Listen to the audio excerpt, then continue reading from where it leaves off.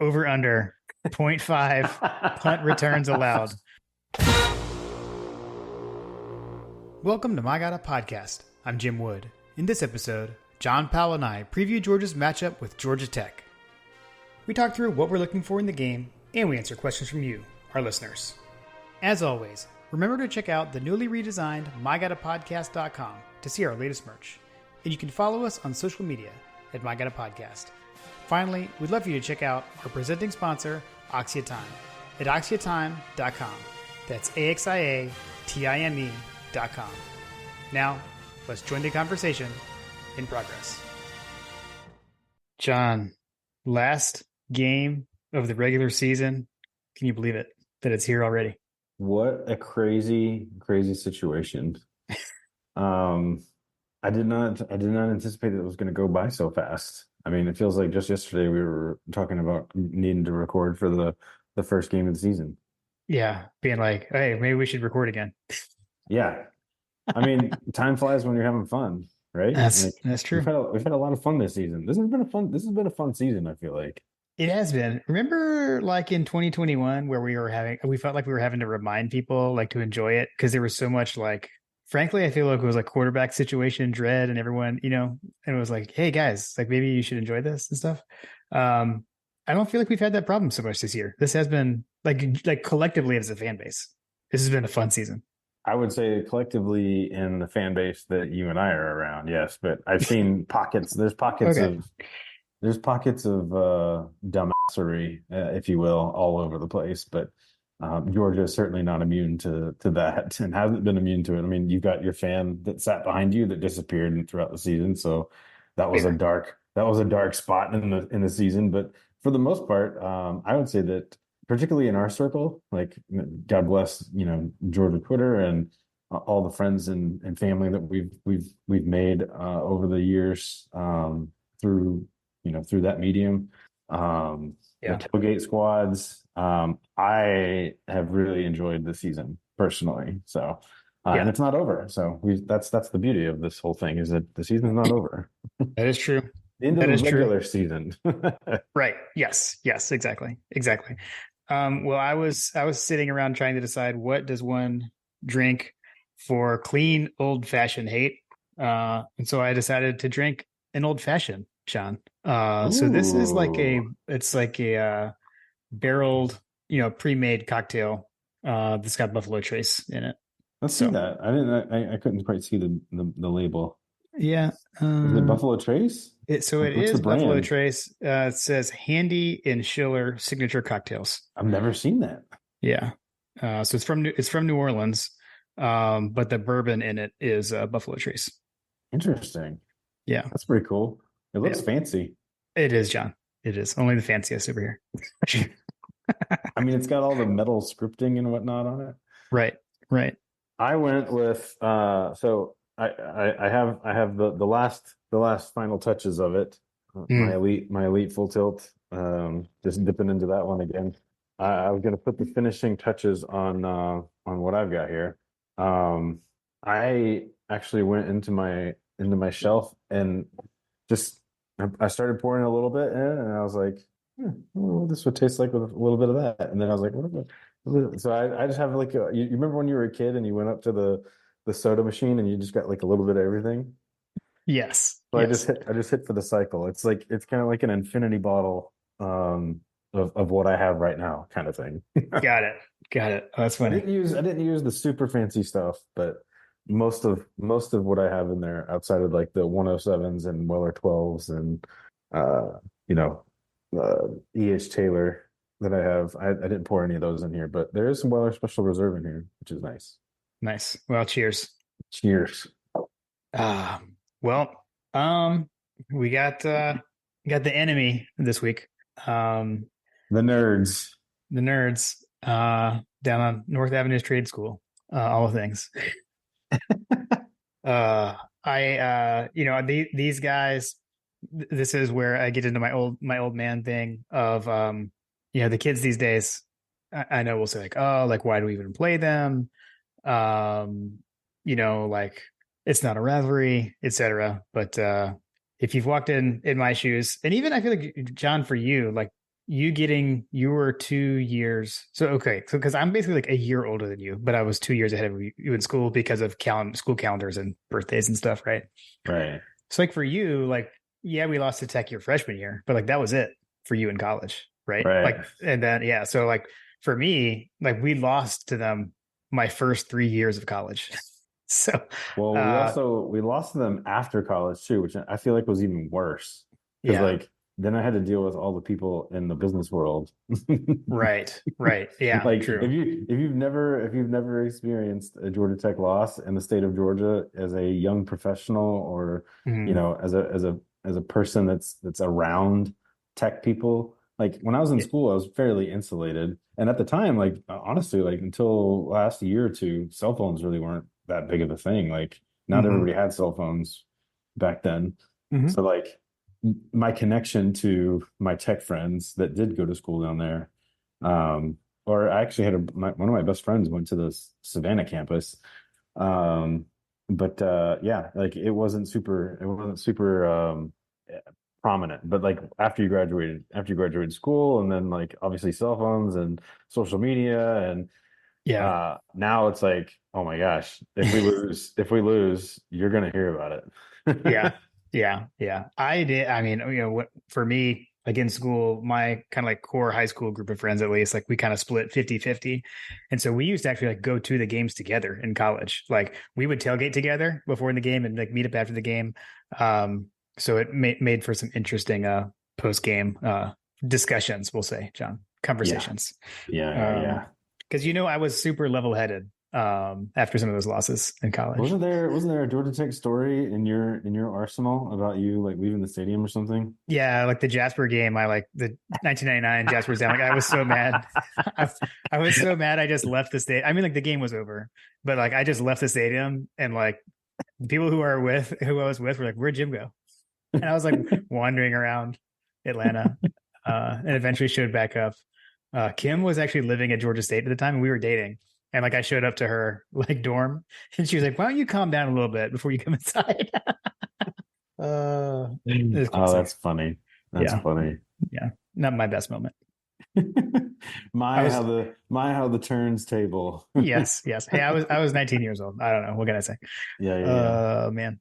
All right. Well, why don't we dive into the matchup? So we got a night game, Saturday, 7:30 p.m.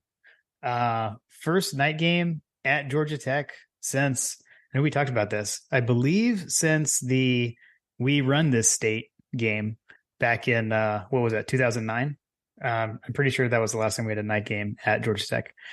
Um, Yeah, it's been a long time. yeah. So at Bobby Dodd Stadium, as they call it, historic Mark Richt Field, as we call it, or maybe it's historic Hyundai Field. Not quite sure. But the Dogs coming in 11-0, 8-0, number one in all the polls. Georgia Tech is 6-5, 5-3 in the ACC, so they are bowl eligible already. With their they made bowl eligibility last week with their win over Syracuse. The broadcast crew, so 7:30 night game on ABC. We got Sean McDonough, play-by-play, Greg McElroy, and Molly McGrath on the crew. The official hashtag, John, I will set a reminder.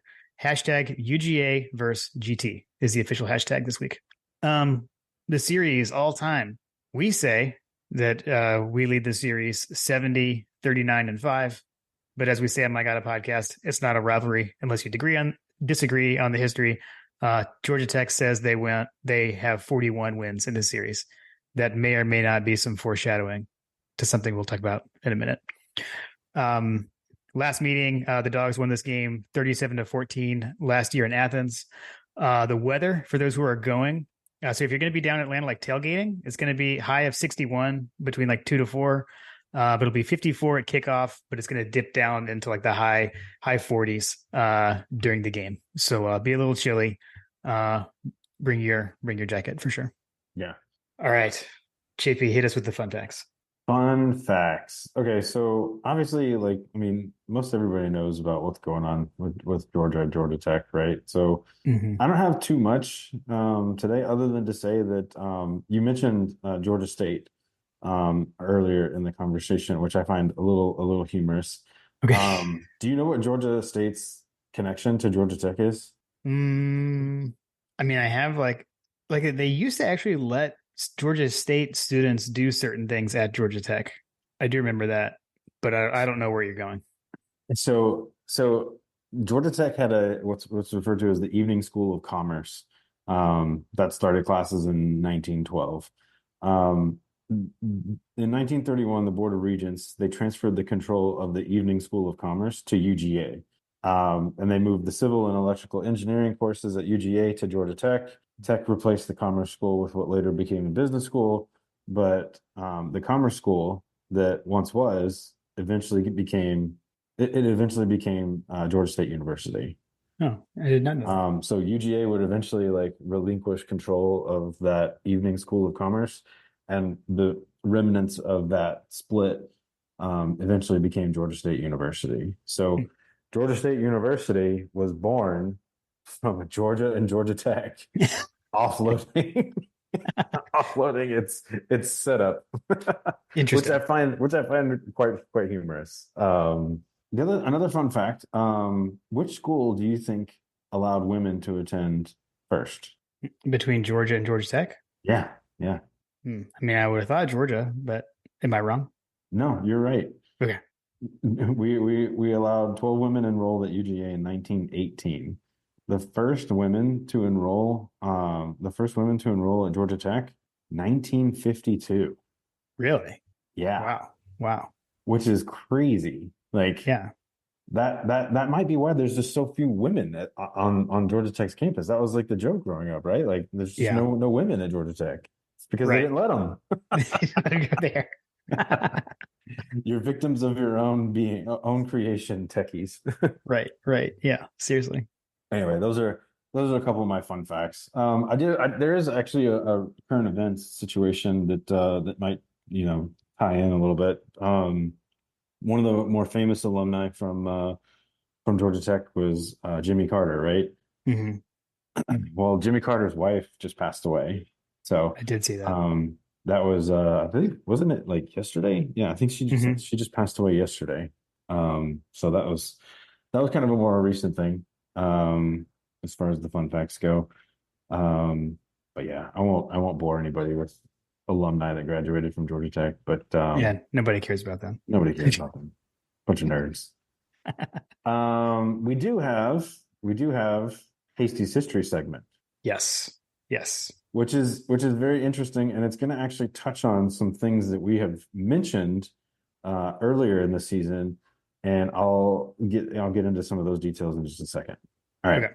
So this is Hasty's Target history.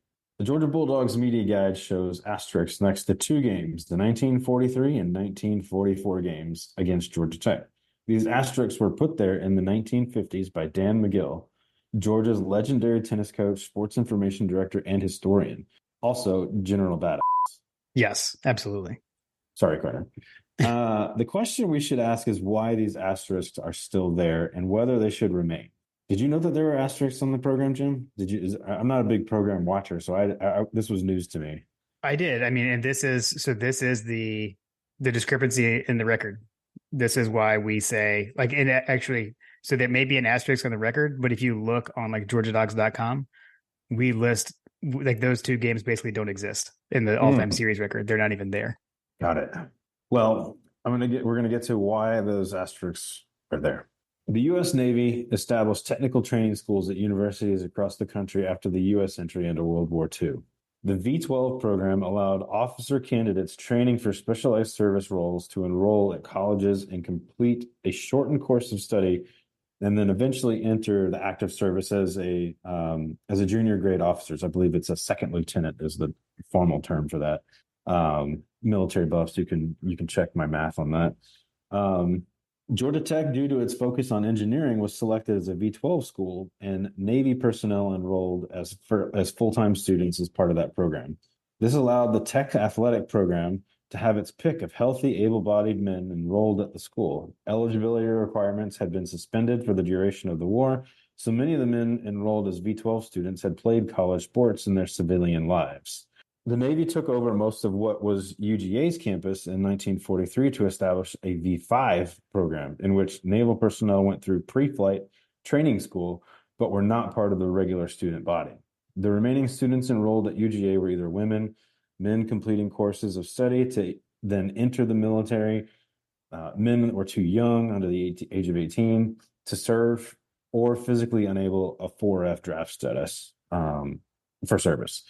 The Bulldogs athletic teams were able to draw from these students, but not from the Navy cadets. So let's this is the part that I want to touch on from what we've talked about in the fun facts from before. As as Jason Hasty has gotten us into, is digging into some of the history here, right? Mhm. So many of the universities that we've played have all been land grant universities, and generally speaking, like part of the land grant like university status, the V12 program was kind of connected to that to a certain degree. The V12 program was this long list, and you can look at it online. There's a number of different categories. The University of Tennessee was selected as like a medical one. I think that UGA was a medical one as well, but like basically there's a long list of universities that were selected into the V12 program. And what that means is what Jason is saying here is that basically you could attract people into the school that otherwise normally wouldn't be allowed to go or accepted or even really consider going, but they were there for the V12 program that the government was basically sponsoring for people to get access into the military. And they're basically trying to build their officer candidacy for, basically war prep, right? It's like, it's part of the entire engine that the United States of America basically kicked into high gear in World War II.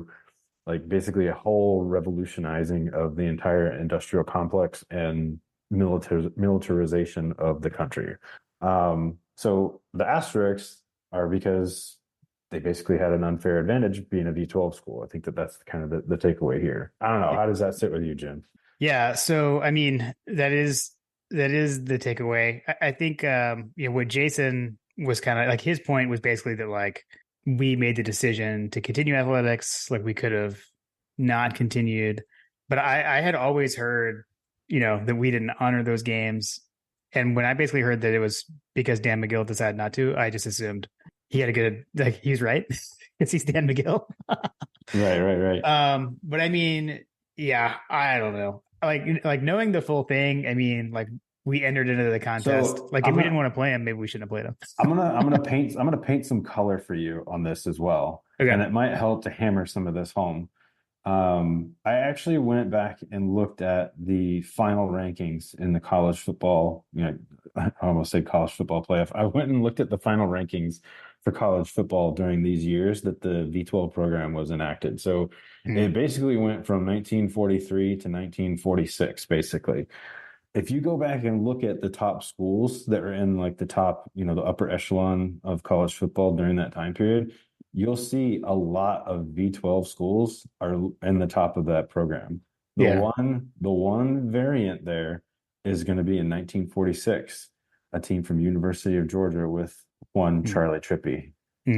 Yeah.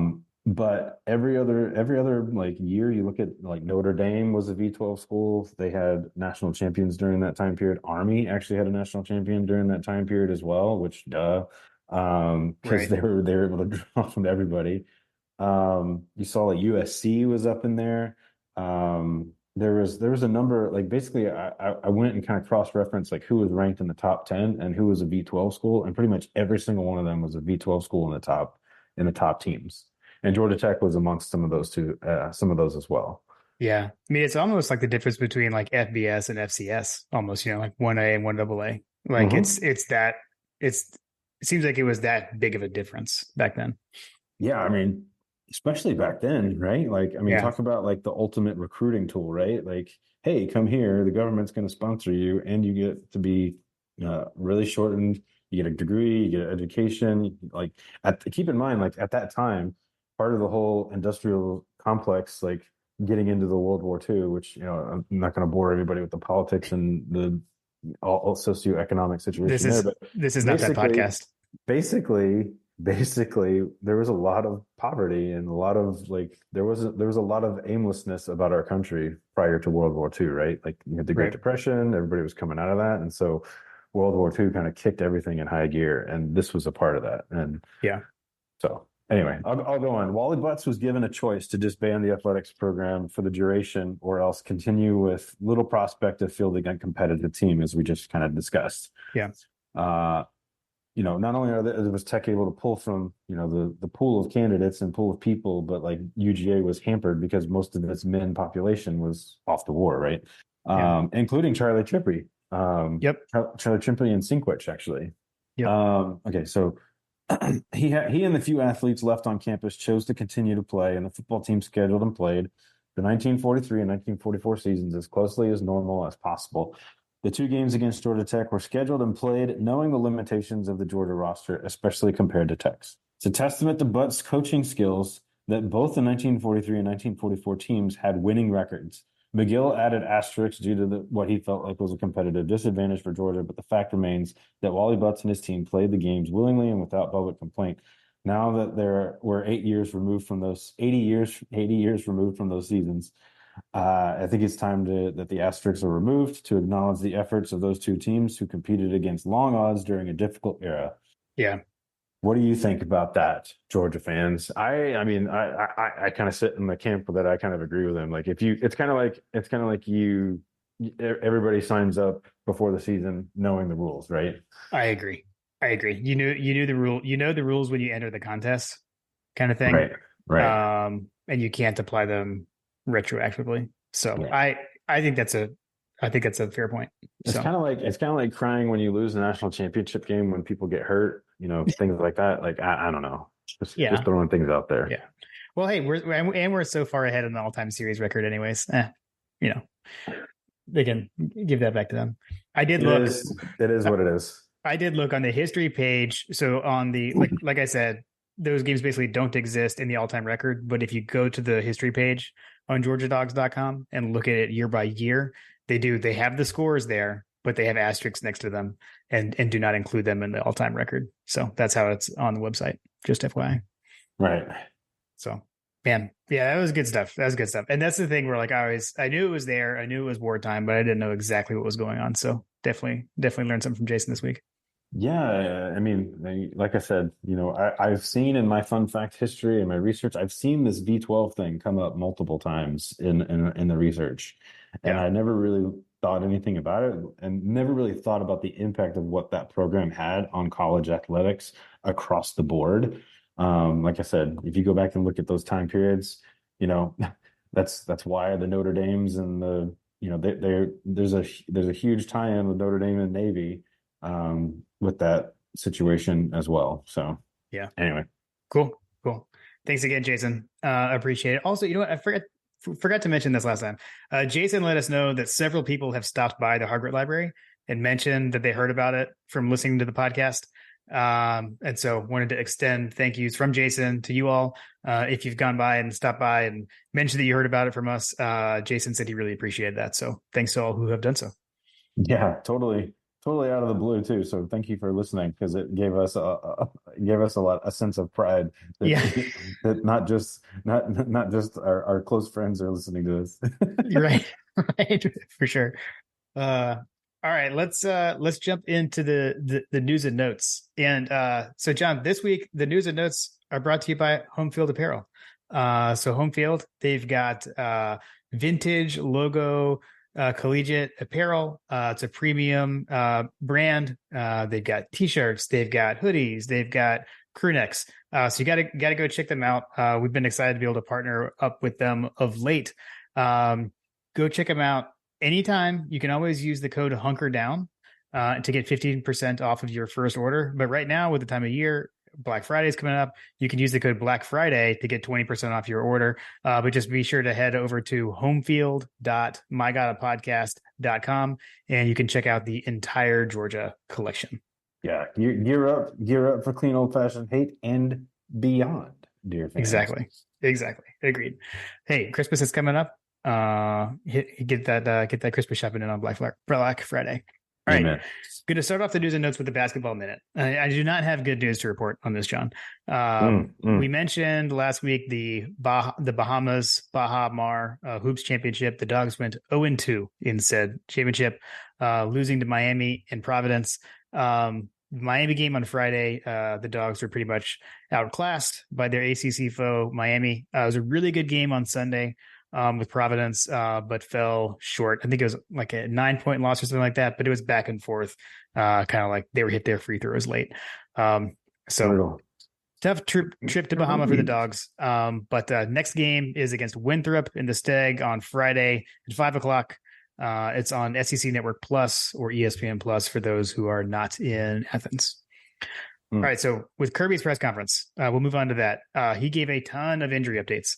So we're going to start with the friends of the show and Ladd McConkey and Tate Ratledge. So Ladd tweaked his ankle against Ole Miss. He tried to go. He basically didn't practice last week. Tried to go against Tennessee. Started to bother him, but there was nothing more than that, according to Kirby. Said he feel good that he's going to be able to return. And he said that Ladd does not need tightrope surgery. Kirby said that today in the press conference. So I guess there was some rumor mill going around about that. He said that is not the case. He doesn't know where that's coming from. So that's at least good.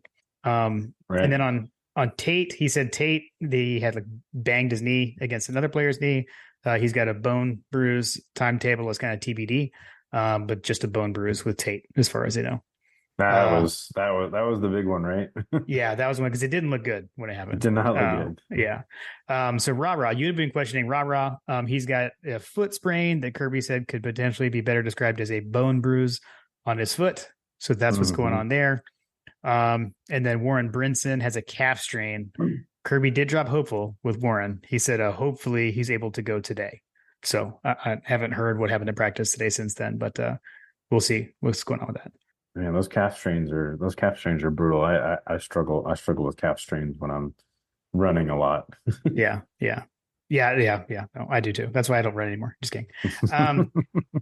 I will point out, I don't know, clearly whoever asked, I didn't listen to the press conference. I read the recap of it. So I don't know who asked this question, but clearly a listener of the podcast was in the gallery today and asked Kirby about the fact that there's been 0 punt returns against the team all season. That actually came up in the press conference. Yeah, I actually listened to it. He spent some time. I don't remember who asked it either, but he did spend some time answering that question, talking about.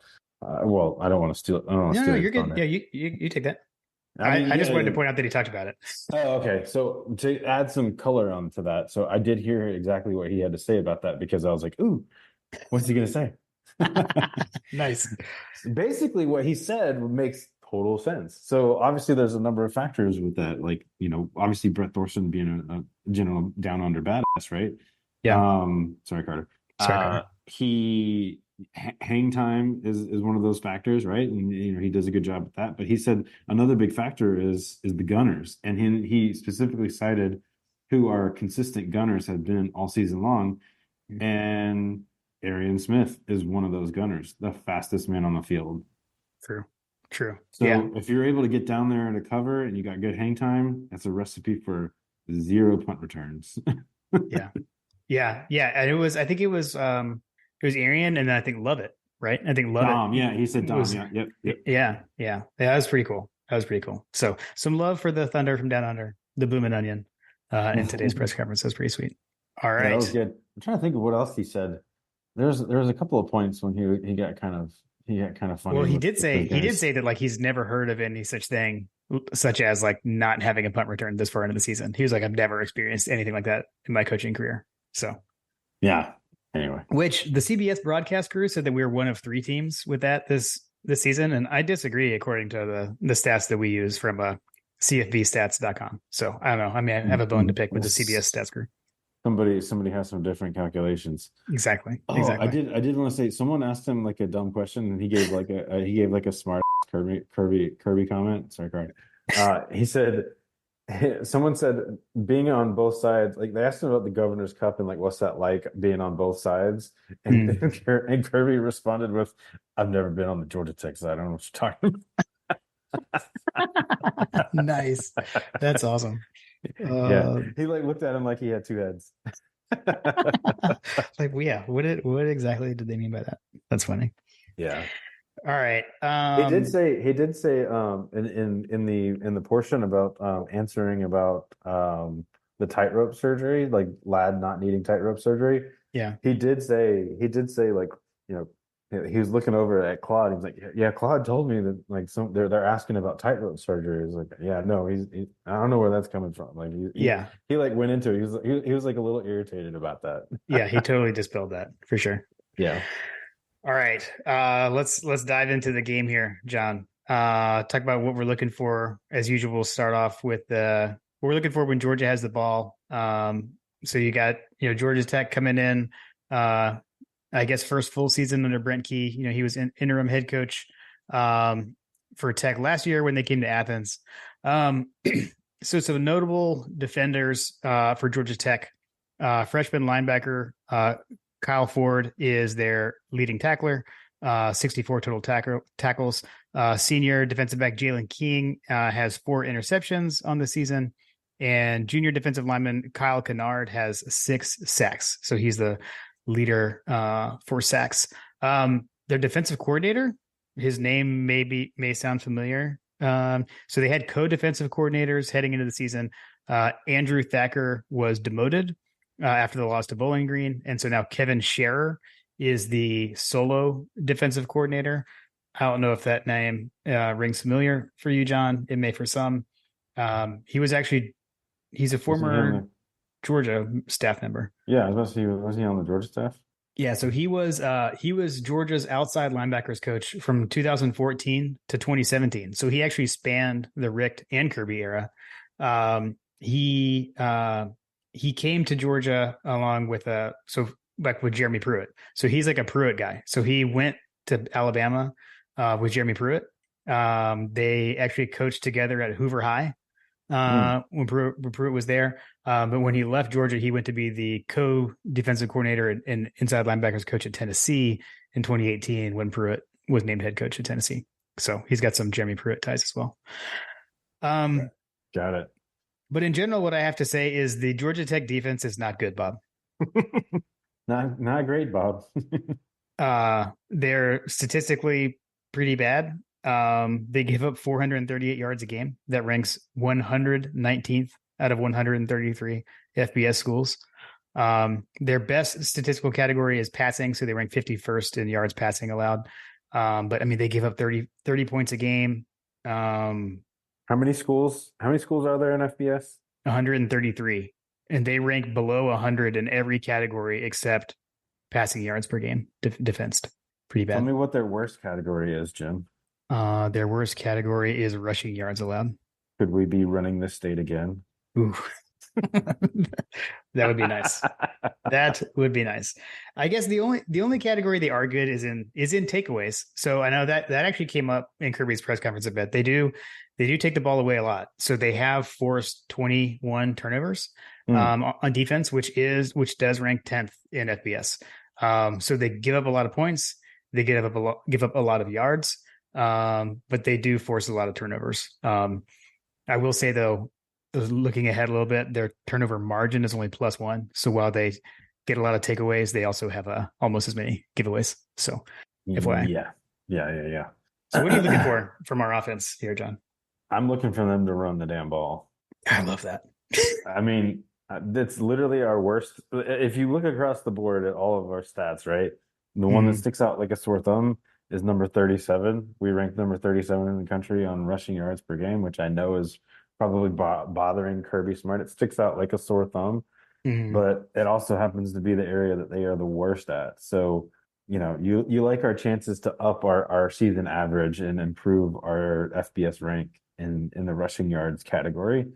You figure that, looking at, the scoring impact and all those kinds of things, like, I don't know. It feels like it could be a situation where we have an opportunity to pile on, but I have a feeling that Kirby's not really interested in that based on his comments and things like that. So, but I do expect us to grind it out.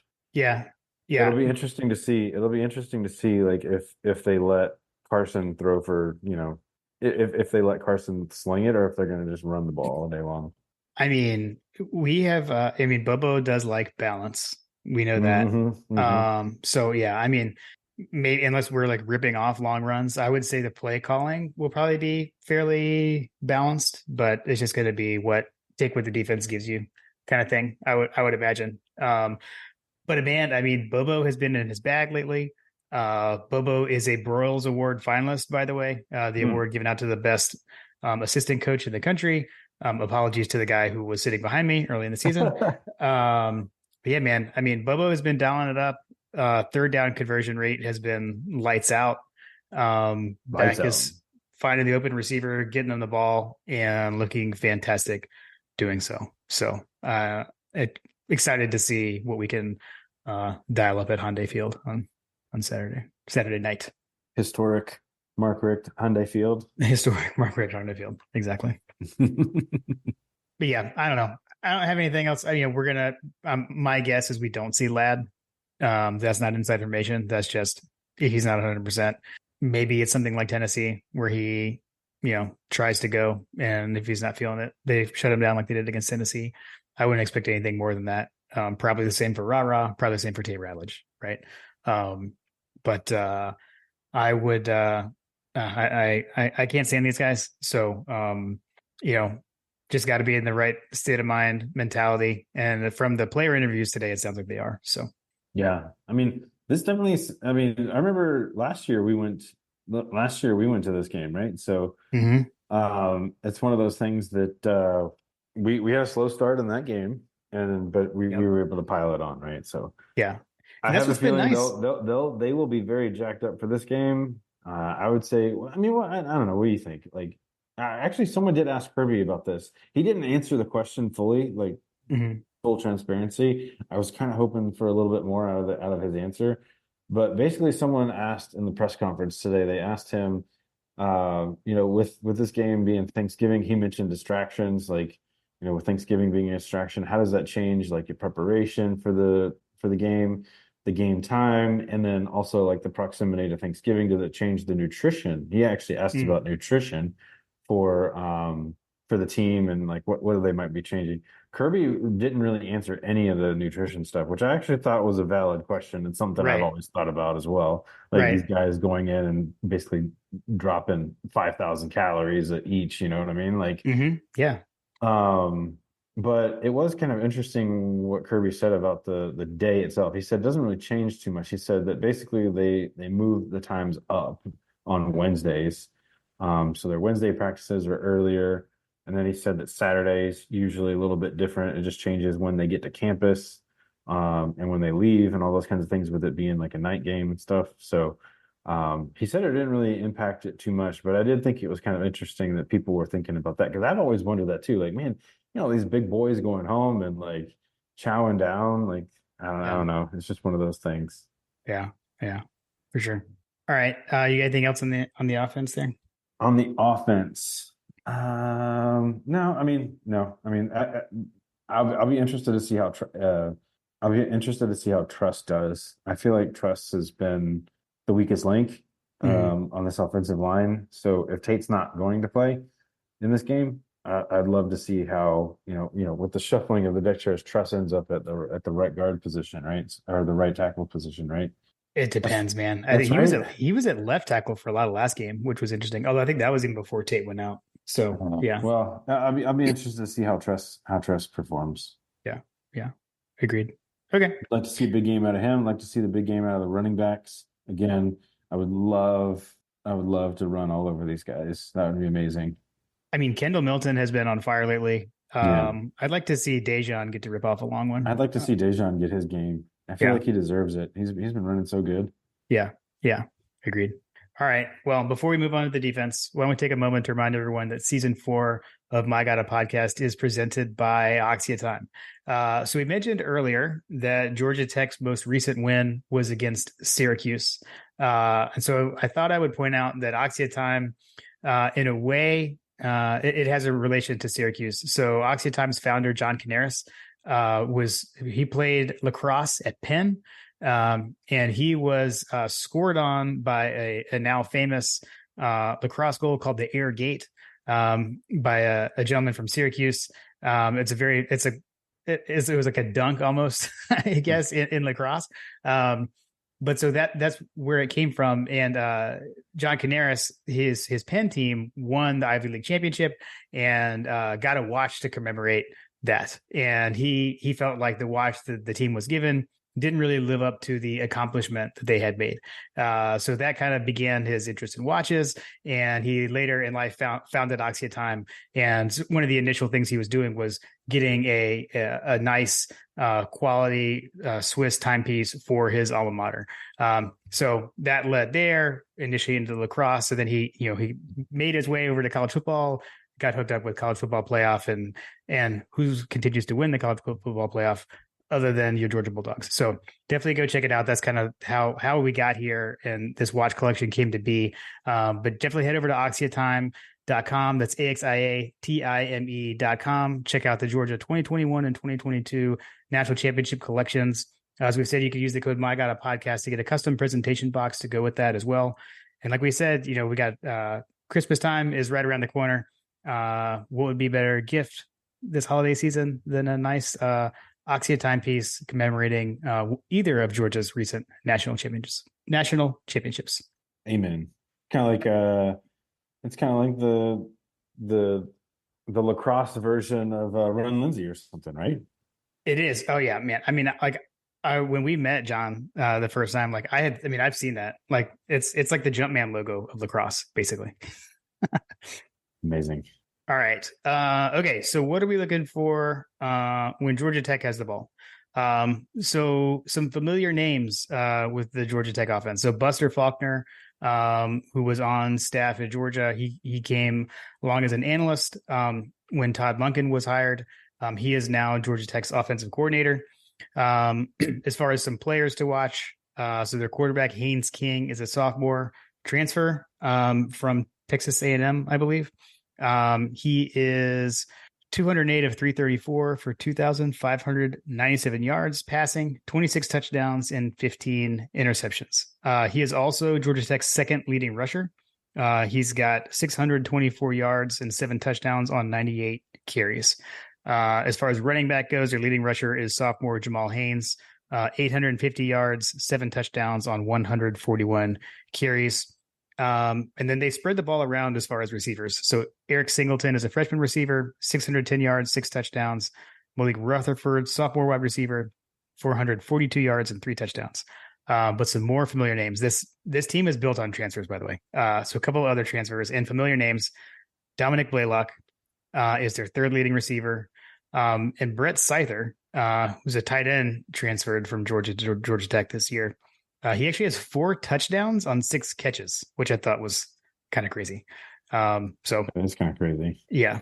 So some familiar names, kind of painful to see those names there, but it is what it is. It's a new era of college football. We just got to kind of deal with it, I suppose. Yeah, you got to deal with all the transfers and all the portalization of college football is kind of crazy too. Yeah. But so Georgia Tech's offense is like, I'd say good. Like it's not great. The defense, it's numbers good-ish. It's good-ish. It's so their statistics are similar to Tennessee, which I guess take that for what you will, with what we just did to Tennessee. But so it's a similar to Tennessee. They do have their quarterback can run. So as you've talked, John, kind of like building us, seeing how we can do against mobile quarterbacks. We've had several in a row. So I think we should be ready for that, especially with the speed we've got kind of injected at linebacker lately. So I don't know. What are you thinking here? I'm thinking that this needs to be a game where we have, I don't know. I'm expecting a low scoring game for them. Okay. We should dominate these guys in every facet. Like just full stop. This game should not be anywhere close on paper. Yeah, it shouldn't. Like I said, their offense decent, but their defense is terrible. I know we're talking about the other side of the ball now, but I don't see how, like, even though their offense is like good, like I said, I don't see how their offense can score enough points to keep up with our offense. How many schools were there in FBS again, Jim? 133. And what is their worst category on offense? Turnovers.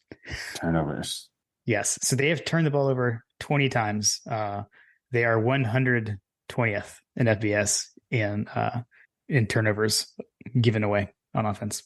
Yeah. I'm gonna be looking for that ball. Yeah. I feel like they're like high risk, high reward kind of thing. Yeah. Yeah. So, I yeah. mean, again, like, what's there to say? Yeah, I agree. I agree. It's gonna be weird. I don't like seeing Dominic Blaylock out there No. in a GT. Like that is super weird.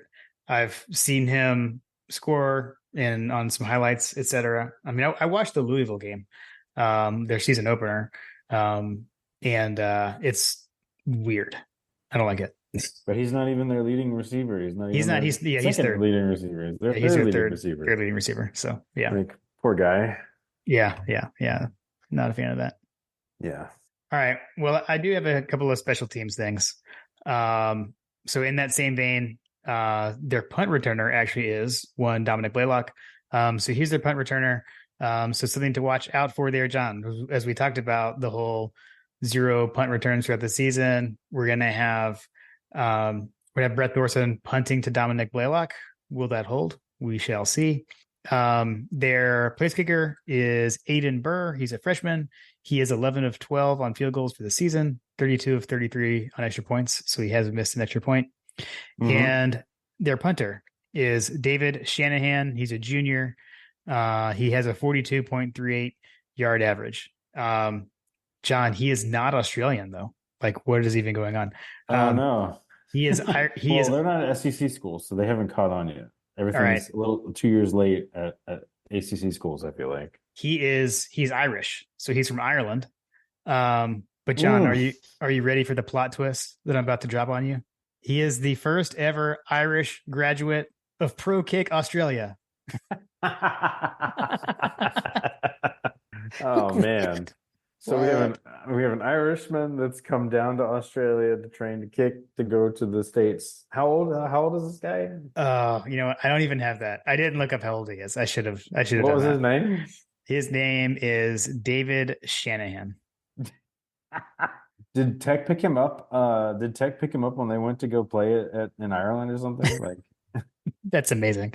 That's amazing. He played like Gaelic football. Gaelic football, Gaelic football, rugby, and basketball in Ireland, but then went to Australia to train at Pro Kick. It was pretty crazy. Nice. I see stuff about him like punting stuff in 2000. Oh no, never mind. Sorry, I got messed up. Yeah, so I don't know. I don't know how old he is. I don't know. We'd have to put glasses on to figure that out. We really do need to put glasses on it. Trying to put glasses on it. Kerry Teen gets full scholarship to play at Georgia Tech. So in 2020, he was 19. So he's like he's an actual kid. Got it. Okay. Well, hey, good for him. He's an actual kid. Yeah, good for him. So it looks like he was 19 in 2020. So I was told there would be no math. That makes him what, 23, 22? Yeah. 20. Yeah. I mean, depending time of year. But yeah, 22, 23. So he can still go have a beer with Brett Thorson. That's what we needed. But the point being, he doesn't have a kid and a family and a mortgage. Right. He's not like that. He's not that. He's not that old. But it says he's from Cary. Which I'm wondering, isn't Cary where Valkyrie is from? I don't know. Valkyrie, if you're listening, let us know. Okay. We'll have to hit her for that. Yes. Maybe he might be the only person that would understand her Gaelic. Maybe she should tag him. Maybe. like I don't know what Gaelic for nerds is. Amazing. Love to find out. All right, let's hit you ready to hit the listener questions? Yeah, man, let's hit them. All right. So off the rails. So the listener questions are brought to you by Working Web Media. We've talked about, we set out to redo our website in this last off season, and Working Web Media worked with us to do that. So be sure to head over to mygodapodcast.com, check it out. You can see some of their work. We really like the site. Got a brand new store. You get the hats that John and I have on there. So be sure to check that out. If you like what you see, maybe you've got a small business, maybe you need some help with your website, maybe you need some help with your online presence. They help with social media work as well. Go check them out. You can head over to workingwebmedia.com/dogs, and there's an easy way to sign up for an appointment to have a conversation and see if they could help you out. So head over there, check them out for sure. All right. First up, TJ Witten. Not Georgia related, but how can it be everyone versus Michigan, but yet they are America's team. Agreed. It doesn't make any sense. Michigan is not. They're not America's team. I don't know what's going on with that, Harbaugh.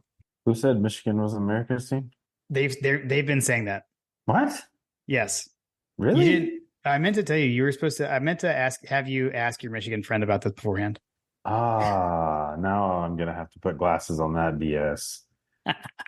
Yeah. I have not heard that crap at all. What? Where have you been?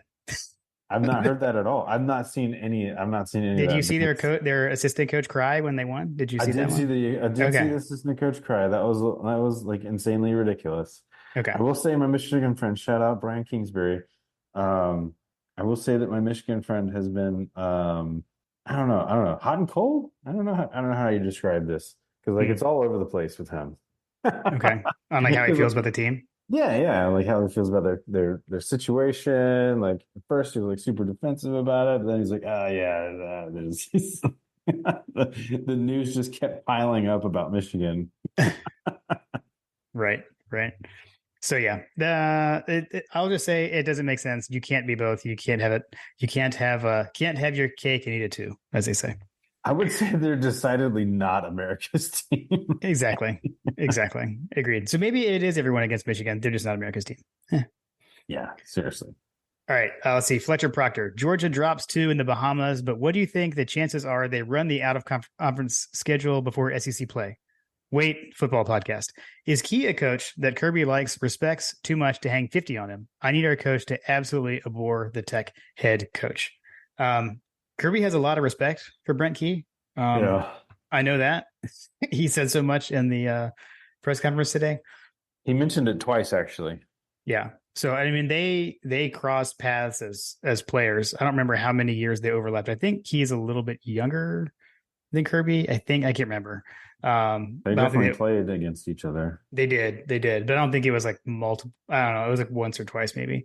I don't think they lined up exactly the same age or anything, but I don't know. Honestly, I question how much Kirby even thinks about stuff like that. I mean, sometimes it kind of is what it is. Like if they don't stop you. I mean, you say that, but like the Samford game, right?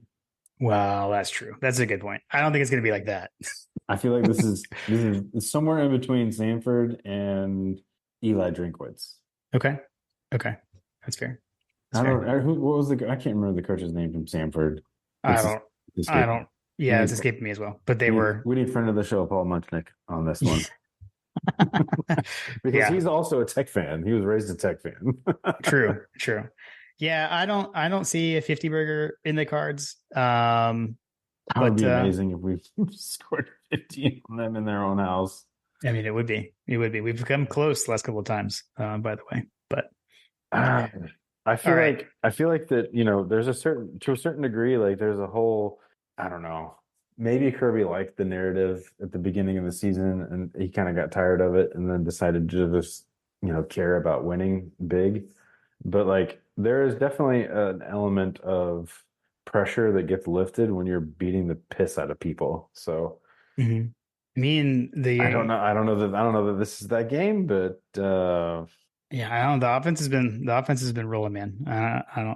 I'm going to sit here and say that those defensive numbers do not align to a game that if Georgia decided it wanted to score 50, it probably could. Yeah, I would agree with that. All right, let's see. Next up, John Michael D. #uniform Twitter. Who wears black jerseys again first, us or the nerds? Their attempt this year was quintessential Tech poetry. So Georgia Tech, who does not have black in their school colors like Georgia does, they attempted a blackout and had like glow in the dark numbers for a day game or something and lost. I think I'm getting all that right. But the answer to the question is Georgia Tech. The answer to the question is Georgia Tech for sure. And I don't know that, depending on who you ask, like the black apparently is in their color palette because you look at their fans, there'll be black, there'll be navy blue, there'll be like royal blue, there'll be gold, there'll be yellow. Like talk about a uniform and merchandise nightmare. Yeah. Whatever. Nerds. 50 fellow hater of Georgia Tech, 51-7 GATA. What's your favorite stadium look when the Dogs are on the road? Gator teal, Tennessee smoky gray, or Bobby Dodd red? So, meaning the Gator teal is when you're in Jacksonville, You have to show And the guy. You have to show the YouTubers. You have to show the YouTube watchers the pictures that he's yeah, in so because the I thought that was Gator very good. Teal is when the Florida fans leave Jacksonville early because the dogs are up so much and the seats are teal. Smoky gray, same Tennessee when they leave, it's a gray seats. And then Bobby Dot Red is because no one leaves in Atlanta because it's all Georgia fans. So I'm gonna go Bobby Dot Red. I love that. And honestly, that stadium looks beautiful when it's filled with red, like when Atlanta United used to play there. It looks really nice. So It looked really nice last time I was there. I'll say that. I yeah, mean, it's really amazing to be able to look at an opposing in-state rival and look at their stadium and see a sea of your colors yeah, and an away game. yeah. That's pretty phenomenal. And frankly, it makes for a great picture, particularly if you're on what is it, the eastern side of the stadium? I don't know. But like basically there's one section of the stadium where you can look out over the top of the stadium and see the Atlanta skyline, right? Yeah, it is a pretty view from the stands there, and it's When it's all great red. when there's a When it's red all red. backdrop. Yeah, exactly. All right, friend of the show, Tim Riley. Did Jasper fumble or not? No, and I left all my friends. I was so mad about it. And my girlfriend, no wife. What percentage of the stadium is going to be red and black? I think we have to hold that for coaches over unders. I believe that's an over under. So we're going to table that. Tim, let's see.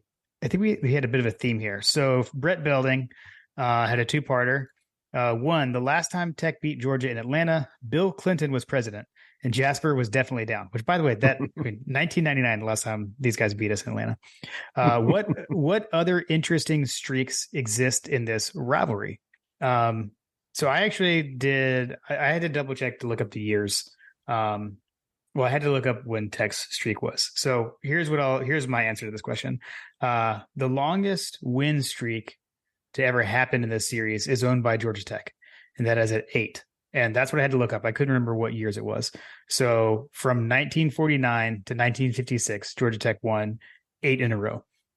Georgia has come close to tying that record twice. We've reached 7 in a row twice, losing that eighth matchup at home. Actually, both times we lost that eighth matchup. That would be from 1991 to 1997, and then also from 2001 to 2007. So that first streak ended my freshman year of college. That second streak, 2008, tough season. That was like Stafford and company. Lost Tech at home. So that's it. Still trying to get back to that and own the longest streak in the history of this series. Tech's been hanging on to that for quite some time. All right, then second, which win over Tech? What else would be interesting? I don't know.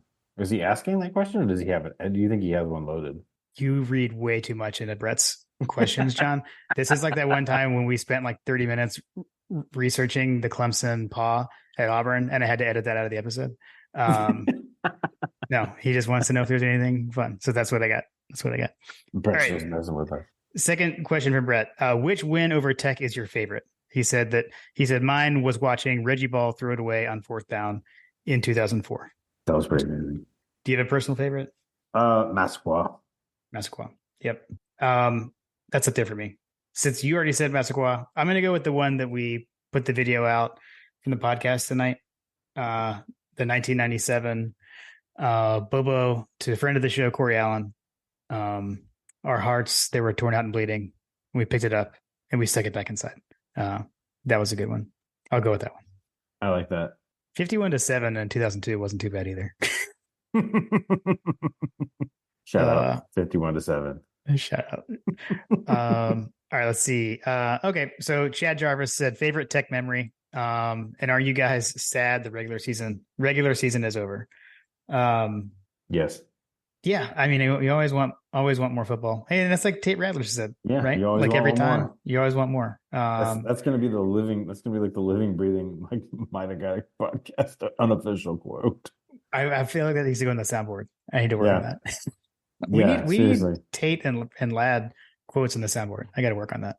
Yes. All right, next up we got Rain T Dog, Andy Coleman. Why isn't Georgia Tech able to recruit at a high level? They are in the middle of the biggest hotbed in America. I don't buy academic standards. What do you think? So I had an answer to him that I think that this has to do with legacy, and it goes all the way back to why Tech left the SEC, right? Hmm. They left the SEC because of the recruiting situations, right? Yeah. Yeah. Like what was it? Like they didn't want to like I can't remember what he didn't want to do. Well, there was like an issue between well, shoot, now I'm blanking. But it was like with Bear Bryant. Like wasn't there like some kind of like Yeah, it was Bear Bryant and Bobby Dodd, I thought. yeah, yeah. Like they wanted to. All right, so they left because the conference wouldn't modify what was known as the 140 rule, which permitted schools to give a maximum of 45 football and basketball scholarships per year, but only 140 total. So it was about like capping scholarships. Okay. Yeah. And let me guess, Alabama wanted more scholarships. Right. Right. Well, yeah, it was they used to like just stack that Mm-hmm. back then. I mean, to a certain extent, that's kind of how it's become, right? Like you don't hear Georgia Tech processing kids out, do you? Right. I mean, Right. I'm sure they do, but like, it's not like you don't see like 4 and 5 star kids coming in and then like after a couple of years leaving because they can't get any playing time because that's basically what Alabama and frankly Georgia has now kind of become known as. And you see them transfer out and you see these kids excel at other schools and but Georgia goes on its merry way and Alabama goes on its merry way and Georgia Tech, never really got a chance to get started because they left the SEC and that whole legacy. I mean, basically, they left the SEC and the winning mentality, frankly, of that setup just basically snowballed. I mean, for lack of a better description, right? And Tech chose to go in the other direction, and that snowballed over time, right? Like, Yeah. and we arrive at where we're at today because the SEC became what it is, and the ACC became what it is, and it's just a different mentality. I mean, there's certainly academic situation in there as well, but like honestly, like Georgia Tech is prime for and I'd say that it's also a situation like there's people that want Georgia Tech to be a winning mentality, but there's a difference between saying this goes back to Georgia Sports Blog, right? Georgia Sports Blog and Get the Picture. They used to always talk about this during the Mark Richt era versus Nick Saban and these other schools, LSU at the time when Richt was there. Like it's basically there's a difference between being committed to winning and being financially committed to winning. Yep. And I think that if Tech decided they wanted to financially be committed to winning, they could be, but they're not. And I have a feeling that has to do with a lot of leadership and legacy things that are inherent with the culture at Georgia Tech and from an administrative standpoint. Yeah, you nailed it. You nailed it. And like on the academic restrictions thing, I mean, you can say what you want about like Notre Dame's schedule and stuff, but Notre Dame has it's not easy to get into Notre Dame either. And they've made the college football playoff. So I feel like you don't have quite as much of a leg to stand on there. So I think hmm. Georgia Tech's acceptance rate is 16%. Notre Dame's acceptance rate is 15%. Yeah. So Perfect example. Yeah. Yeah. And they perennially play each other. Yeah. Yeah. I mean, Rudy sacked the Georgia Tech quarterback. I know, right? Suck it, Tech. All right. Let's see. Georgia on YT, Georgia 3. With two coaches there, they were on Kirby's offensive staff. Do they switch things up or keep the offensive strategy consistent and rely on the athleticism and talent of our players? We're not changing anything up. I'm going to tell you that right now. I don't think Kirby cares. That actually did come up in the press conference too. Somebody asked about that, and he was basically like, Kirby's answer was like, you've got film, you can watch tape. Like they know what we're gonna do. We know they know what we do. We know what they do. That's how it is. You still gotta stop it. I mean, it's not like it's not as big an advantage, I would say, as like knowing the other team's signs, maybe. But I don't expect. I mean, just like with Dan Lanning at Oregon, going to Oregon last year, I don't think we did anything different. We're gonna do what we do. So, in my opinion, Jimmy's and Joe's, right? Yeah, seriously, true. Let's see, Jimmy Duncan. Would either school consider playing this game anytime other than at the end of the season? For what it's worth, I'm okay with it as a season-ending game for Tech. I've heard this floated Because there's the crowd of like, don't play this game anymore. And It's always been played at the end of the year in November, right? I believe so. But so this is where this is coming from. There are some people who are like, what's the point of this game? Georgia doesn't benefit, etc. Cancel this game, which I think is dumb. But some people have said, well, what if we keep it and we move it to the beginning of the season? Like, what if Georgia Tech is the season opener instead of the season ender? I don't like it. I mean, to me, like it's I hate rivalry. squash all of it, squash all of it, dude. Yeah. Like looking at the entire history of this rivalry, the only time it's ever been earlier is back in. You'd have to go back in. You'd have to go back in before before the Great Depression to look at it being any earlier than November. I mean, I'm just doing a quick glance here. November 15th. Any like November 15th, Yeah. That 13th. I see 13th. it, Yeah, so it, like it was in October in 1903. yeah, it was in October in the 1800s, but like Yeah. then it basically basically reads like they're like, all right, this is too early, this is too early, this is too early, let's keep going, keep going, keep going, keep going, keep going. And then just got later and later and later. Yeah. I Yeah. mean, I mean, there's a lot of these dates that are in December. If you Yeah. go back and look at history, like there are some of these games that are played in December, which is just mind-boggling to me. Yeah. I mean, I don't know. I don't know if either school would consider it. No. I don't like it though. Yeah. I think it should be at the end. It's rivalry week. You got Georgia Tech, Auburn, Alabama, like Florida State, Clemson, South Carolina, like Michigan, Ohio State, like Apple Cup. It's pretty much universally accepted practice in Yeah. college football to have the in-state rival at the end of the game. I actually would go out on a limb to say that if you're playing your games earlier in the season, you're doing your entire fan base a disservice because it's a it's a cap on the season Yeah. and it's also a cap on the end of the season for your team to allow your local players, like I mean, generally speaking, most schools pull from a local pool of talent, right? Right. To keep them local to go. I mean, granted, UGA is obviously recruiting on a national scale now. Like you got some kids that are going over to the coaches' houses for Thanksgiving and things like that. But like it keeps your kids local. Yeah. Agreed. Yeah. Agreed. No. Hard pass. Yeah. We agree. Shocking. Shocking. We agree. Yeah, Uh, shocking. I agree. let's see. Back to I'm back. trying to look see when was the latest that this game was ever played. It looks like December 2nd off of just a quick glance. Like there's been multiple December 2nd. Oh, there's a December 3rd, December 8th. Can you imagine playing this game in December? That's weird. Yeah. Yeah. Yeah, whatever. We used to play it on Thanksgiving. FYI. So I don't like that. I do not like that. I like Saturday after Thanksgiving. That's nice. we once called my grandfather from Disney World, because we were at Disney World on Thanksgiving one year when I was in high school. We called my grandfather from a payphone to find out who won the Georgia Tech game. Holy cow. Different times. I'll tell you, You're dating yourself, sir. it was 1995. It was the game where Hines Ward had ended up having to play quarterback, and Cannon Parkman kicked like a knuckleball game-winning field goal to win the game. We had recorded it on VHS and watched it when we got home after our trip. 18-17. I like it. Yeah, I think that was the smallest margin of victory game ever. The 1 point win. All right, Broham, guys, give us your thoughts on who could pop this week on offense and defense. Who's going to have their Dylan Bell game? Seems like different guys are getting their flowers each week. You kind of alluded to it earlier. Yeah, so I went with Dejan. So I would say running back core Dejan.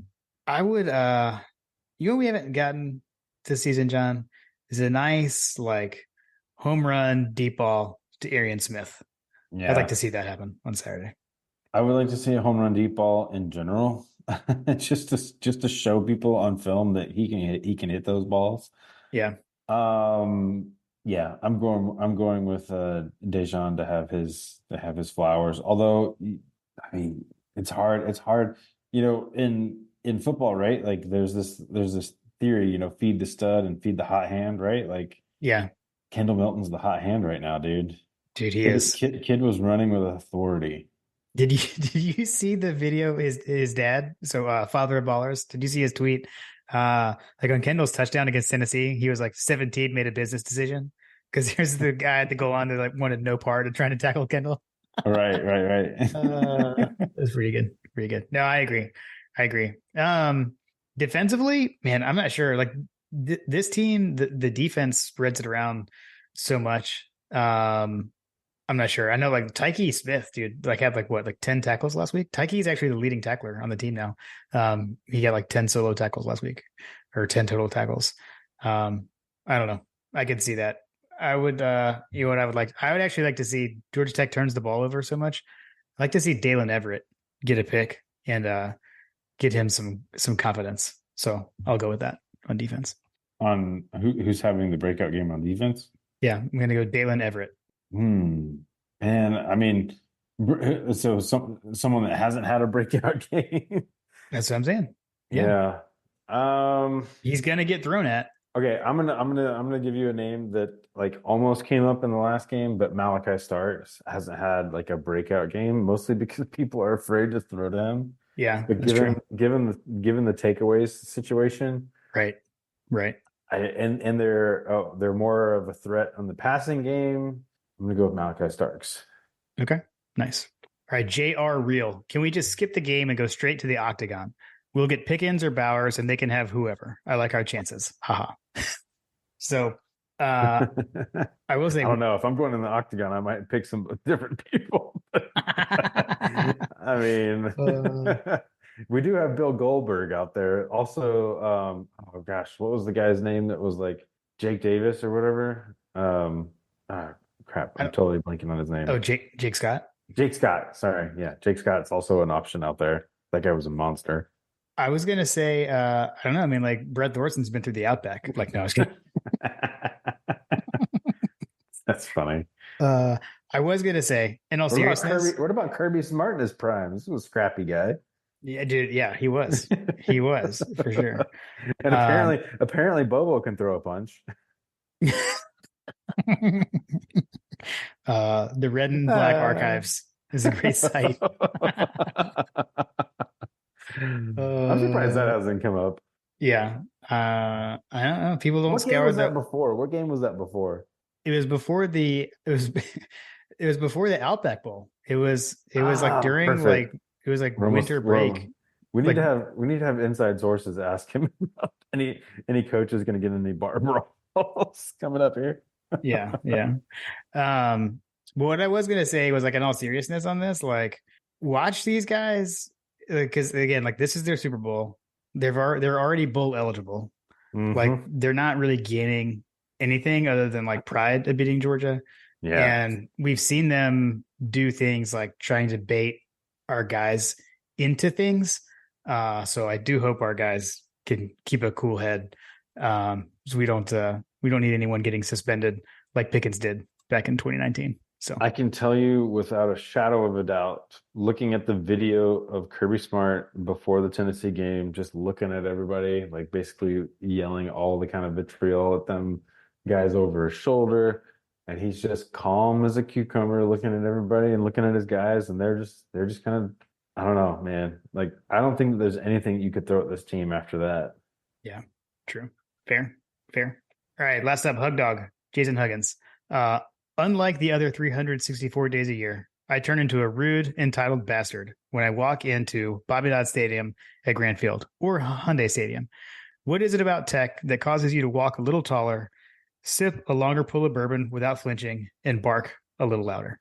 So for me personally, it's from where it comes from. So it's like, it is like I had family that went to Georgia Tech. So my grandfather, my dad's dad went to Georgia Tech. My mom's brother went to Georgia Tech. My best friend growing up went to Georgia Tech. And I had a lot of friends that went to Georgia Tech. And that's where it is for me. But at the same time, like it's there. It's kind of a weird scenario where it's like I have love for those people, but I have hatred for Georgia Tech. And like but it is that like clean old fashioned hate, right? Because like people, like you said earlier, it's people you work with, right? Mhm. It's your neighbors, it's people you go to church with.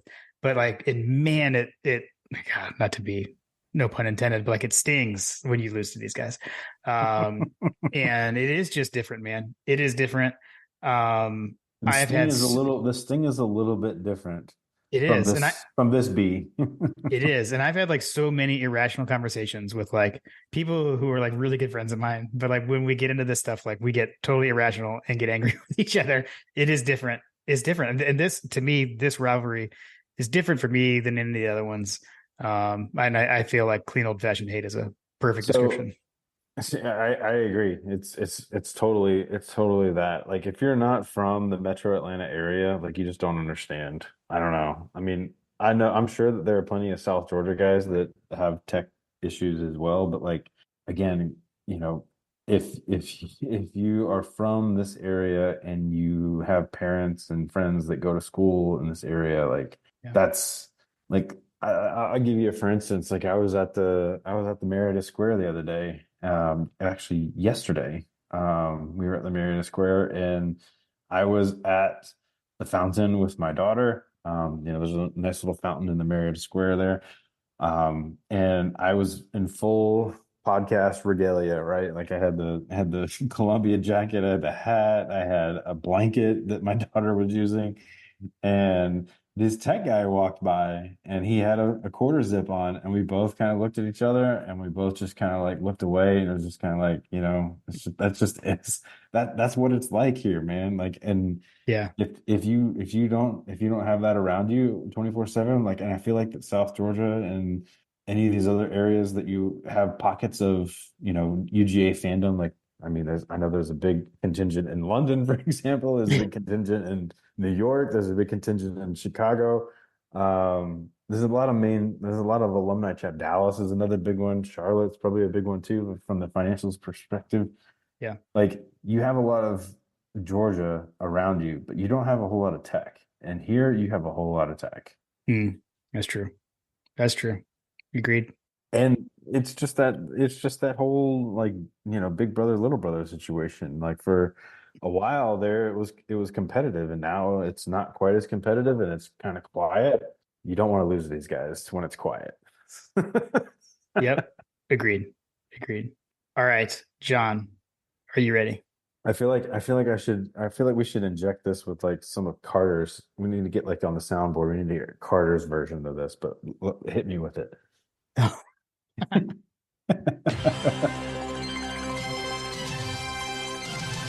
my God! My God, a freshman. Trying to put glasses on it. It is time for Coach Trillbill's over-unders Georgia Tech. All right. And if for those who don't know, Carter has been practicing the SEC on CBS theme song with his French horn. Was it a French horn? Yes, Carter is Okay. in the French. He's in the band.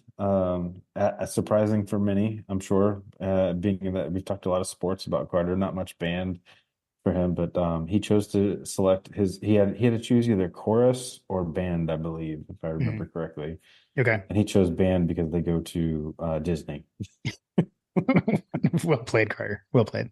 And French horn was one of the free options because those things Oh, are yeah. You gotta go with thousands of that. dollars. You gotta go with that. All right. Well, I'm still in the lead, but as we discussed in the review, you are starting to gain on me. But so I get to go first. So we'll start off with the offense. Over under passing yards for Georgia, over under 300. And I'm going to go over. I'm gonna go under. Okay. Next up, over to you. Over under 2.5 rushing touchdowns for the Georgia offense. Over. Over. Agreed. And then over to me. Over under 425 yards of offense for Georgia. I'm going to go over. Yeah, I'm gonna have to go over on that one. Okay. Over to you for the defense. Over under 2.5 sacks. Over. I'm also going to go over. And then on over under 250 passing yards allowed. I'm going to say under. I'm gonna have to go under. Okay. Over to you. Over under 13.5 first half points for Georgia Tech.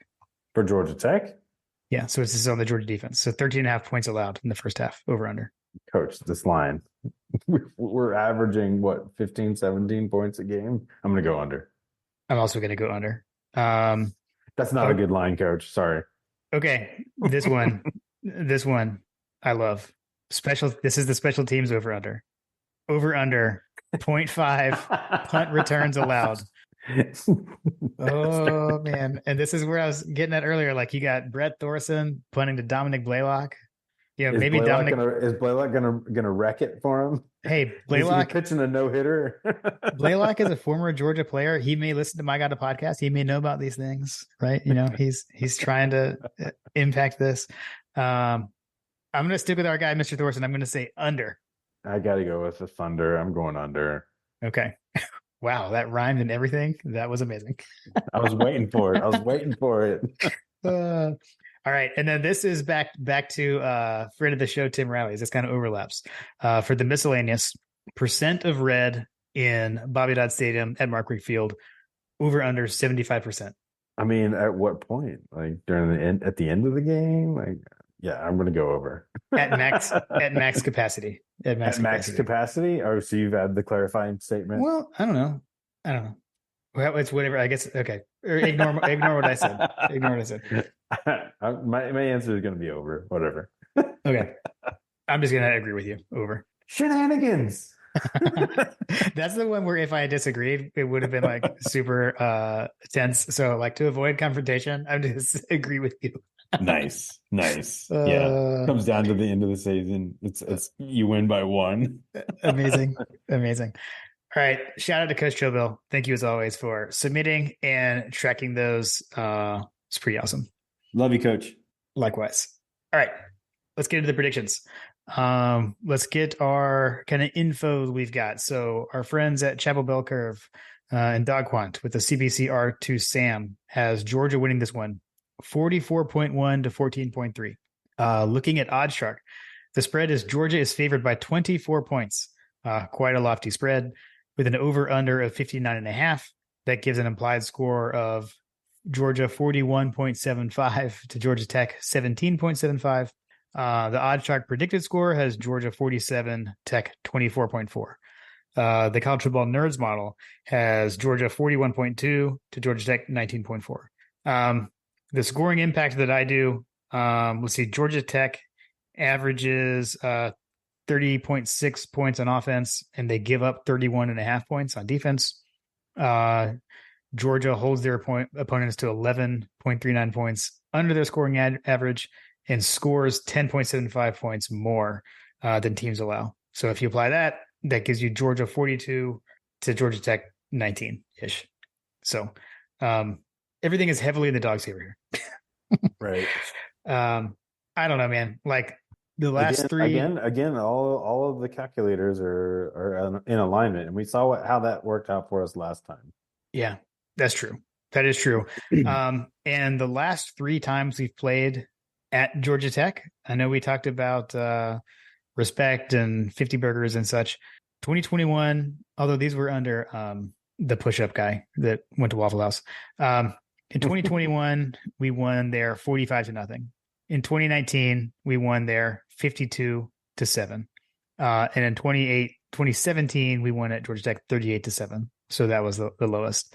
So I think that averages out to like 45-5, roughly over the last 3 times we've been there. I'm going to go Georgia 45, Georgia Tech 13. I'm going to go 42-10. 42-10. Okay. Like it. All right. I do like it. This is when I have to ask you, John. Huh? This is when I have to ask you. Are you going to go? You guys going to make it? So the wife, Lindsay has she's got the photography situation, and this weekend she has rued her decisions preseason. Somehow ended up with Santa pictures the week of Thanksgiving, which has positive situations where, like there's a lot of families that are home and they've got family and all those things. And so nobody's traveling. So to a certain degree, she's got 100 families that are coming through for Santa pictures at the studio on the square. Got it. Which I think she still actually has some availability if you are so one to want Santa pictures this weekend. That's an option for you this morning or Saturday morning. This end of podcast banter is brought to you by Lindsay Powell for something. Yes, podcast banter slash part of the household is brought to you by Lindsay Powell Photography. Right. Yeah. Awesome. Okay, that's Um, cool. but yeah, so she's got sessions this weekend. So had the game been at 3:30, I actually told her, I was like, I really would love to like take the kids to this game because I had a Mhm. great experience last time with my father-in-law and Carter Yeah. and Austin. But the game being at 7:30, I'm not gonna go to. We're not gonna go. So we'll be Okay. watching at the house. We'll have a nice fire going. Should be pretty chilly here in Atlanta, so I'm not going. Nice. Yeah. Same. I haven't been to a game at Georgia Tech since 2005. I think it was the last time I went.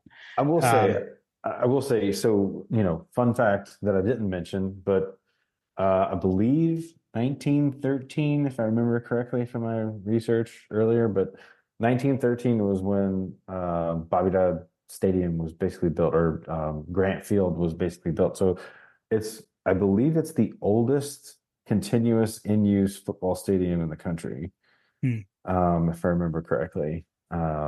Check my math on that, um, but yeah, it's a really old stadium. I actually really like going there.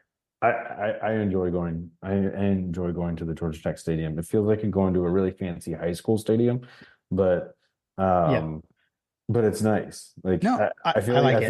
feel like it's a great venue for football because we were in the upper deck, like in the upper deck at Bobby Dodd Stadium, and we saw the Brock Bowers catch and scamper for touchdown live, Yeah. and Yeah. When he it was a fantastic view. when he Yeah, split the three guys or whatever. yeah, when he split everybody, and then Yeah. you know, I don't know. I feel like it's got to be one of the loosest places. And now, granted, I've only been there more recently when Georgia has been in the heavily favored category. Mhm. Maybe I might feel a little bit different if it was like the 1800s or 1900s or whatever, like when people were more angry, when Georgia was not favored, and those things. But I would say that Yeah. it's a fairly positive experience. Hug Dog and I were talking earlier today. He was talking about where they were tailgating um, over by the varsity, and then Mhm. he mentioned, which we actually experienced this as well when I went last time. There's a tunnel, like there's a pedestrian tunnel that goes underneath the varsity and goes underneath the 85, underneath the interstate there, and Mhm. it takes you straight into the stadium. And I actually was like, oh yeah, I didn't realize that was there. Like that was something we kind of stumbled upon, but it made for easy access into and egress and ingress out of the stadium or whatever. Yeah. So it's all things being equal, it was a fairly positive experience at Georgia Tech. So Yeah. Yeah. take No, that for what it's worth. it's got nice sight lines. Like we said, it's going to be great at night. You're going to see the Atlanta city skyline. So if you're going, definitely enjoy that. Yeah, take pictures if you're going to the Yeah. game. Take pictures and tag us in your photos, and definitely tag us with all of the red, Yes. Tag us and use the official hashtag. and use the official hashtag. Jim, what's your reminder? Yeah. Reminder. We're not going either. We'll be down at Fripp. We're going to be there, with Fripp Dog and Panda, and my sister and family, brother-in-law, niece and Are nephew. you are you gonna get some authentic Panda's famous bean dip? That's a good question. I imagine we will. We're gonna have my brother-in-law Greg's famous smoked turkey on Thanksgiving.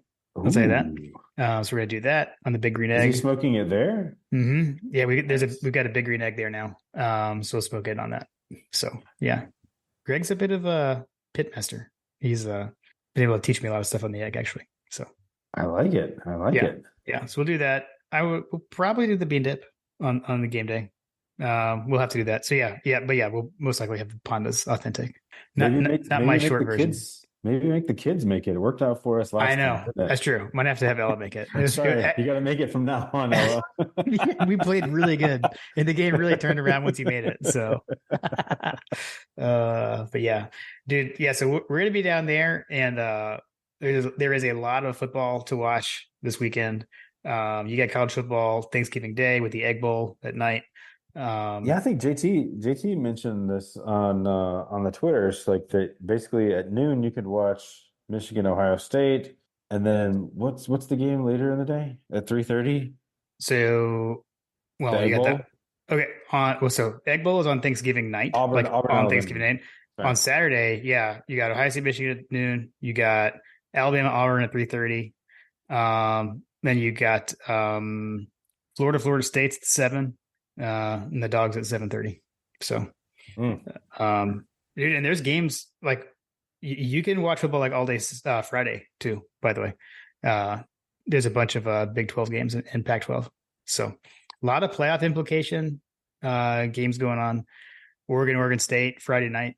It's gonna be a good one. So, Hey man, Oregon State made a game against Washington. Maybe they can make a game against Bo Nix and wreck his Heisman yeah, hopes. yeah, and the Big 12's like championship game race may not end until like late Saturday night, because there's like a 3-way tie for second place right now. So like you got Texas is definitely in, but they could still finish second potentially. But Oklahoma State, and Kansas State are all tied. So Big 12's crazy. Yeah, can't relate, brother. Can't relate. No, yeah, we've known for weeks. So, All right, so let's run down the big games. So who you got in the Egg Bowl? Egg Bowl. I'm gonna go with the Fighting Hunters. Fighting Hunters. Okay. With Ole Miss. Yep. I've got Fighting Hunters in that game too. So what's the next big one? Oregon State Friday night 8:30. Oregon State. I'm gonna go with Oregon State. Is it home or away? It is at Oregon. It's at Oregon. Okay. Mm-hmm. Yeah, I'm gonna go with Oregon in that one. Civil War? Isn't that what they call that? Civil War? Call it Civil War. Yeah, I think so. Yeah. I gotta go with Dan Lanning. And Bo Nix. You know, he's really feeling it in this new offense. I agree. This might be the year. Yeah, seriously. He's actually like a legitimate Heisman candidate, by the way, at this point, apparently, not just dark horse. Then you got Ohio State, Michigan noon Saturday. Who you got in that one? I'm gonna go with Michigan on that one. Really? I'm gonna go Ohio State. Michigan finally falls with no Jim Harbaugh on the sideline. Wait, is it at Michigan? It's at Michigan. It's at Michigan. You're voting against Michigan. All right, so I'll give you my tip of the hand on that one. One of the guys that Dog Stats follow, and I'm not even gonna. If you go and look at Dog Stats retweets, there's a guy that Dog Stats follows that basically tweeted out a graph that highlighted quarterback play. I can't remember what the XY axis was, but basically, like the statistical category for it basically put JJ McCarthy as JJ McCarthy. That's his name, right? That's the quarterback, or McCord.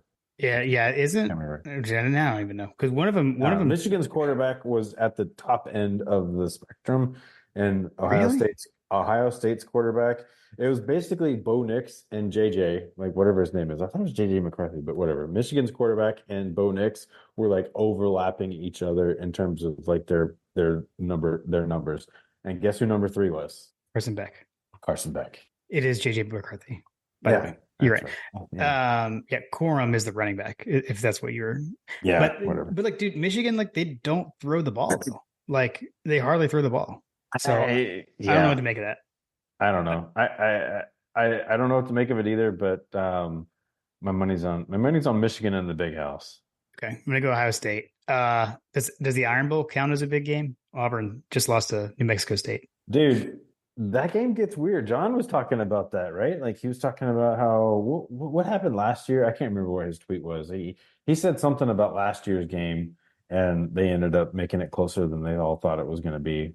Yeah. But like, that's a weird game, man. Again, that's another one of those games that, like, you know, these games being played at the end of the season. I mean, Tech has wrecked our season a few times. We've wrecked their season. Like, it can wreck everybody's season.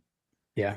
So there's a lot of weirdness that can happen in those games when you get to a motivation between guys that are playing for pride. Right. No, agreed.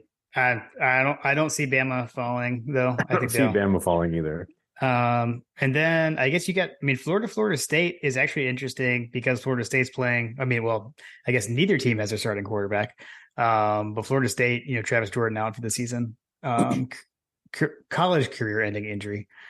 which is stinks. But all of a sudden, right, it's a much bigger game than it would have been. It's kind of like, can Florida State hang on to limp into the playoff? I think they will. I don't see them. I still think they'll beat Florida. Is that a home and away situation? It's at Florida. Yeah, could get interesting. It could get interesting. That's the one I feel like everybody should be probably watching, because in my opinion, that has the best case for an upset that would completely throw a wrench into the CFP, because they're ranked number 4 right now in the CFP, right? Yeah, they're 4th. And you and I were talking about this earlier this week, that Texas is out there just waiting for someone to make a mistake, right? Right. Yeah, Texas, Washington at 5, which Washington has the Apple Cup 4:00 on Saturday on Fox. It's at Washington though, so Washington State's not too good this year, so I'm gonna go with the Huskies there. I think they don't you have inside family sources on that game? I mean, kind of. Kim's dad went to Washington, and her uncle, her mom's brother, went to Washington State. They don't follow football the same way we do. That's all I'm going to say. I was hoping for some inside sources. Like, is that a game that just gets out of hand sometimes? No, dude. I'll be like, when they're playing, I'm like, hey, Kim, you think your dad's watching this game? She's like, no. It's not the same. Not the same. It's not like the Southeast. So, yeah. But I'll go with the Huskies. That if it was at Washington State, I would say maybe something weird, but I'll go with Washington to hang on. Selfishly, I'll be rooting for the Cougars on that one, just because I want to see Washington fail at everything. The Bizarro Dogs. Yeah. Because we have rooting interest in this game. You, dear Georgia fan, have rooting interest in this game. Mm-hmm. I don't know what happens at the end of the season. Like, let's just say like in some bizarro, like alternate dimension, Washington wins the national championship. Do they then get to have the Go Dogs with a logo on Twitter? They do, because they were so mad at us because they said that we stole. And it's like, guys, come on. No. Remember that was a big like outrage from Washington fans. Like, why does my Go Dogs hashtag have a G? It's like, huh? We as Georgia fans, I have no idea in the authenticity of this theory, but if for some reason we lose the hashtag, I'm going to be pissed. Yeah. Okay, fair. Although I'm not too worried if they get in the playoff personally, but I'm not too worried either. But it is what it is. Them's the apples, Jim. True. All right, man. Well, another edition to Clean Old Fashioned Hate Saturday. Hope you and your family have a wonderful Thanksgiving. Hope everyone listening to us sit around and chat about the dogs throughout the season has a great Thanksgiving as well. Get to spend some good quality family time and enjoy Clean Old Fashioned Hate on Saturday as well. Yeah, happy Thanksgiving to everyone. And Clean Old Fashioned Hate is not limited to the Georgia Tech game. Yeah, I'm sure that everybody has their family situations. So cheers to you guys, and go Dogs. Go Dogs.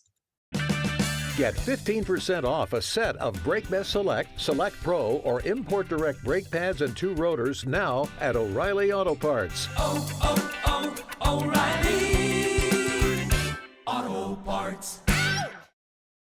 At Nutrafol, we don't just help your hair, we help your body grow it. Because it's never just about your hair. It can be your job, or your deodorant, or your lunch, or just normal life. That's why our whole body approach targets the key root causes of hair thinning. Discover your root causes and why we're the #1 dermatologist recommended hair growth supplement brand at Nutrafol.com. That's Nutrafol.com. These statements have not been approved by the FDA. This product is not intended to diagnose, treat, cure, or prevent any disease. Paid for by Nutraceutical Wellness, Inc.